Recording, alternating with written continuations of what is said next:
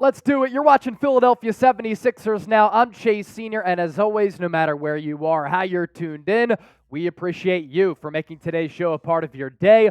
On the rundown, it's mailbag time. We're opening up the floor, answering questions from some of our loyal subscribers right here on YouTube. And speaking of subscribers, have you subscribed to the show yet? Well, let me ask you this. Do you want year-round Sixers content that is informative, insightful, and entertaining? If the answer to that is yes, we got you covered right here on 76ers Now. And the sub-leaderboard here for 2024, we're doing solid, but we could always do better. You know, when you're looking for a significant other, if you're single out there, and you settle for a 7, but you think you can get a 10, why settle for a 7 when you can get a 10, right? Why settle for 830 subscribers when we can take over the Miami Heat report or Boston Celtics today? Hit that sub button. We promise you, you won't regret that decision, because then you'll become more informed on everything going down on the Sixers front and what other Sixers channels out there on YouTube are taking your questions and letting you spitball. Speaking of that, Z plays Roblox with this one. Will Joel Embiid return ready for the NBA playoffs? Z plays Roblox? I wish I knew the answer to that question. I will give you the latest news, though, on the Joel Embiid injury front. There is optimism that Embiid is going to be able to return prior to the start of the playoffs, giving him a little bit of a runway to get ready for postseason basketball. And he's going to be reevaluated at some point this week. Hold on there, Smitty. Per ESPN's Katie George, let's get that report up. Embiid has started on-court workouts and began lifting 100% of the weight that he lifted prior to the injury. And then going back to the update that we're expecting at some point this week, after he underwent surgery, the initial diagnosis led to him getting reevaluated in about 4 weeks. Today is the 4-week timeline. So at some point this week, hopefully we get a new update, and when we do, we'll pass along that information. Next up, Ange Flo. Is next season our final chance at gold with Embiid before we have to move on from him? In my opinion, I love Embiid, and it's our front office's fault that we didn't win with him, but I feel like we should part ways after next year if we don't get it done, as he is too injury-prone, and we are awful at building around him. So a couple of things there. I love how you phrase it, it's our final chance at gold, and the Sixers haven't won an NBA championship since the mid-1980s. It's been a long drought for this organization. They haven't made it to a conference finals since 2001. That is an issue. Embiid has come up short in some playoff series and in some playoff games. For me, it was so frustrating to see the Sixers collapse in Game 6 against Boston. The series was lost in that game. And then his effort was just piss poor in Game 7. So he's partially to blame. The Sixers are partially to blame as well. I'll give credit where credit is due to Daryl Morey, because I do believe that he's built up this roster pretty well. A lot of the issues of not building around Embiid came before Daryl Morey. And look, you traded away Ben Simmons, who's barely played basketball, for James Harden. Worked out for Philadelphia. You moved off of James Harden. You opened up this cap space to have this upcoming offseason. You made some moves at the deadline where I'm excited to see what Buddy Hield, who's cooled off a little bit, looks like alongside Embiid. And of course, Tyrese Maxey, as part of that equation, has been able to take his game to the next step. So it's really a combination of factors for why the Sixers haven't won with him. To answer your question, finally, is next year the final year? I don't think so, but he is getting a little bit older. Bigs don't always age all that well. Embiid has said he wants to play for a really long time, so I think the timeline is still open, but of course that window is closing, because with the injury history, you don't know how long he's going to last and how long he plays at this elite level. Next year feels as though it's the year to go all in, most cap space in the NBA. How likely are you to recommend this show to somebody else? We really want your feedback, and as you give us your feedback, let us know how we can get better, what you want to see more from. And as far as your recommendation level, 1, you would never recommend this show. 10, you'd recommend it to somebody else. Allie G, what up? What happened to Tyrese Maxey? I thought he came back in the game after getting hurt against the Mavericks. Interesting situation here. And this is the complexity of sometimes what happens with some of these concussion issues. It's almost like head issues are very complex, right? Here's the latest that we can give you as far as Tyrese Maxey missing that game against Brooklyn because of the concussion. So he hit his head against the Mavs and against the Mavs player's knee on Sunday, and what was a really good win. He played very well. He's from Garland, Texas, about 20 minutes away from Dallas. He left the game, cleared concussion protocol, then returned for the rest of the game. Then he was checked again after the game. He cleared concussion protocol again.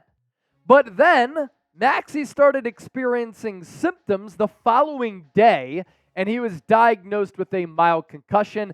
And now, what are the final steps before his return to play process?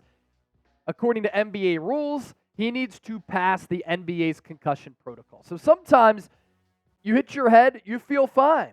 And then the concussion symptoms kind of linger and then resurface a couple of days later. That's why he didn't play against Brooklyn, which was a bad loss on Tuesday night, because against a beatable team, you want to try to win all of those games and stack up as many wins as you can, especially during a difficult stretch.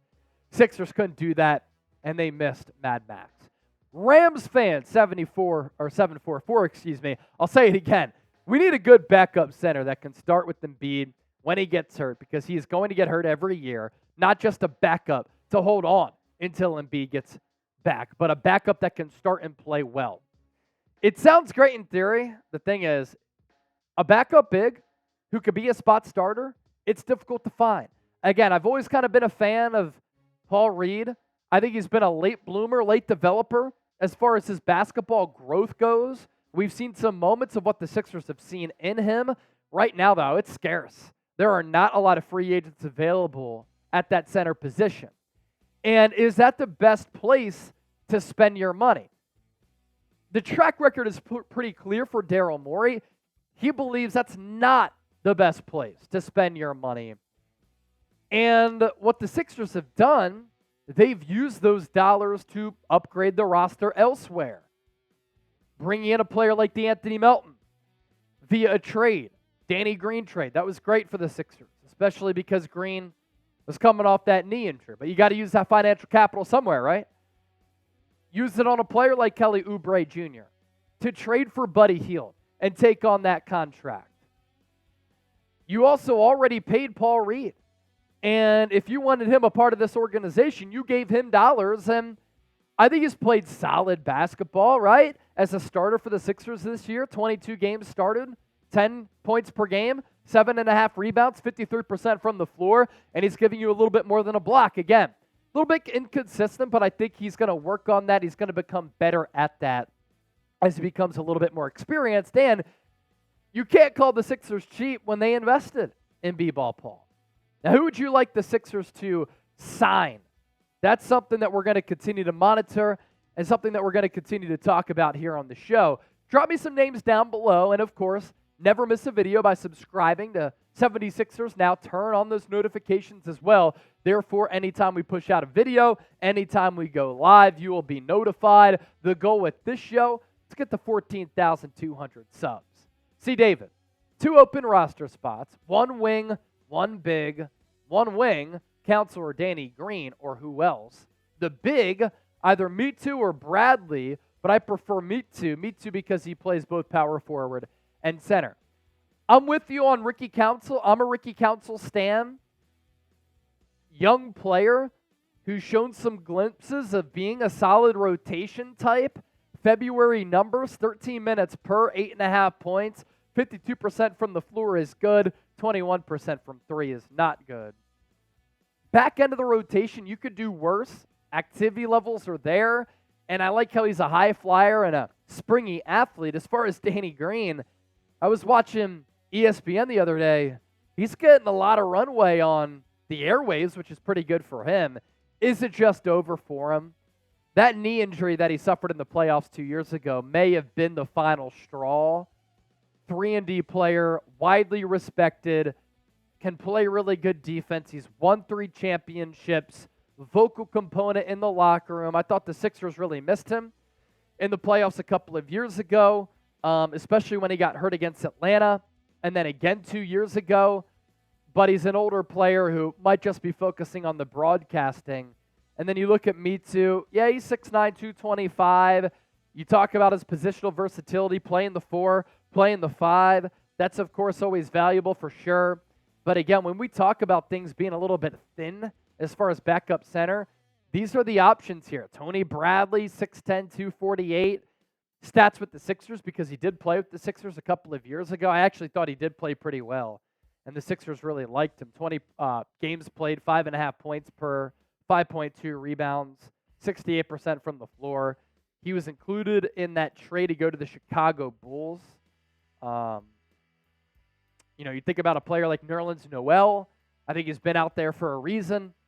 Teams are a little bit concerned about his desire to play basketball, and it's kind of been irrelevant for a long time. User, DeMarcus Cousins is waiting. Sign this player, and we won't regret it. It's so funny because as part of my duties here at Chat Sports, cover the NFL, cover the NBA, college basketball, college football. On a lot of our channels across the NBA reach, so many people and so many fans want their respective teams, or from a general NBA sense, are asking, what's up with DeMarcus Cousins? Sign DeMarcus Cousins. He's still out there. It's crazy to think that here we are on March 6th, 2024, and Boogie has not played since 2021, 2022. I think he's been a little bit shadow banned by the NBA and decision makers across the league because of his personality and because he'll bark at officials, bark at teammates, bark at coaches. I love the intensity. I love the passion of basketball that he has. It's great, but sometimes it's become a little bit of a problem for me. On top of that, he tears his Achilles. It's unfortunate because he was having like nearly a decade-long stretch of being an elite player in this league. Tears the Achilles, then he tears the quad. Simply not the same player since then. Lost explosiveness, lost his jumping ability, lost his ability to kind of be that 3-level scorer that he once was. And he last played 2021, 2022 with the Denver Nuggets when, by the way, I thought he played good ball. 9 points per game, 5.5 rebounds, 46% from the floor. I think he's been shadow banned, like I said, because of his personality. I wouldn't hate that swagger. But when you have to play in Puerto Rico last year, that's just not a good sign, and it's not realistic. If you made it to the end of the video, give me a real one because we appreciate you for being a true supporter of the show. Don't forget to subscribe and keep it locked here on 76ers Now.